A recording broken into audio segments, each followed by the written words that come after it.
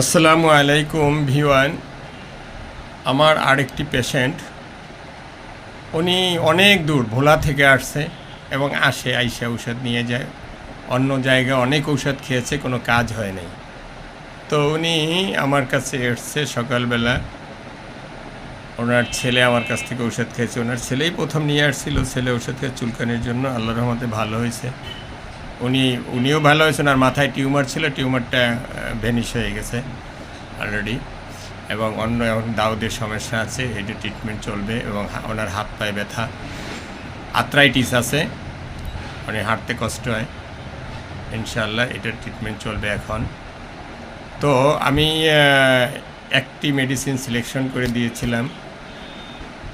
আল্লাহ রহমত উনি আমার এটা বলে নাই আগে যে ওনার আছে, দাউদ আছে।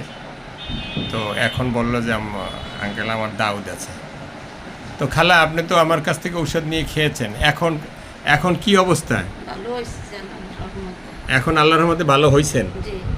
যাক আলহামদুলিল্লাহ। টিউমারটা অলরেডি চলে গেছে। হ্যাঁ, চলে গেছে।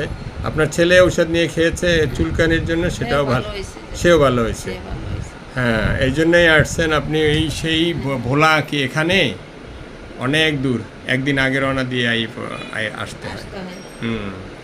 তো আসছেন আপনি অনেক দূর থেকে। আমিও চেষ্টা করব আপনাকে সম্পূর্ণ সুস্থ করার। বাকি আল্লাহর ইচ্ছা, ভালো করার মালিক আল্লাহ।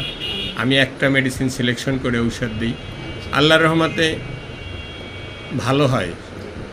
সব রুগী তো ভালো করা সম্ভব না, তবে ম্যাক্সিমাম 2-1টা বাদে সবই ভালো হয়ে যায়, যে কোনো রুগী।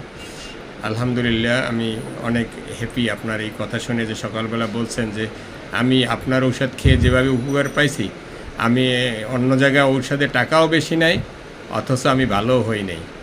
এই কথাটা আপনি বলছেন। এখন অন্য জায়গায় টাকাও বেশি নেয় কিন্তু ভালো হয় না। এখন আপনি ভালো। এখন আমি আপনার আর্থ্রাইটিস ট্রিটমেন্ট করতেছি এবং অল বডির একটা ঔষধ সিলেকশন করে দিই। ইনশাআল্লাহ আপনি সম্পূর্ণ সুস্থ হবেন। আসসালামু আলাইকুম ওয়া রাহমাতুল্লাহ।